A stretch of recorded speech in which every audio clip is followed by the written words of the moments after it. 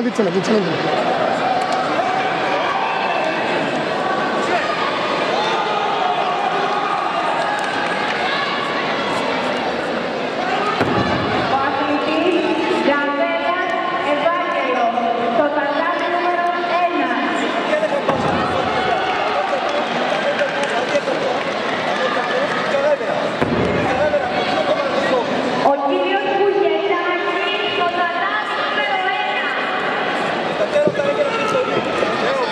Στο τατάμι 4, Σαμπλής Νικόλαος κόκκινος, Αρβανίτης Άρης μπλε.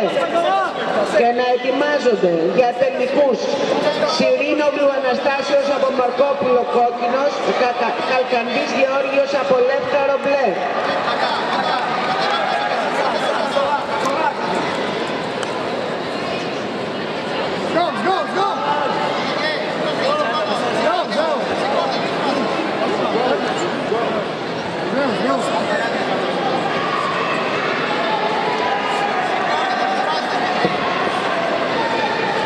Το τατάμι 4 τελικός Σιρήνογλου από Μαρκόπουλο κόκκινος, Καλκανδής από Λεύκαρο μπλε.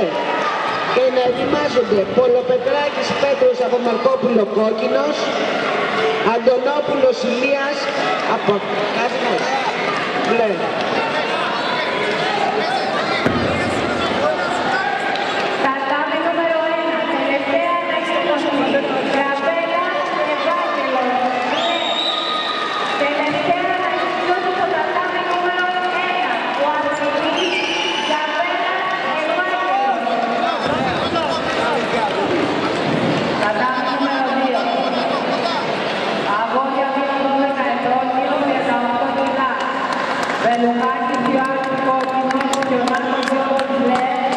Και να ετοιμάζονται ο Γούλης Γεράσιμος κόκκινος,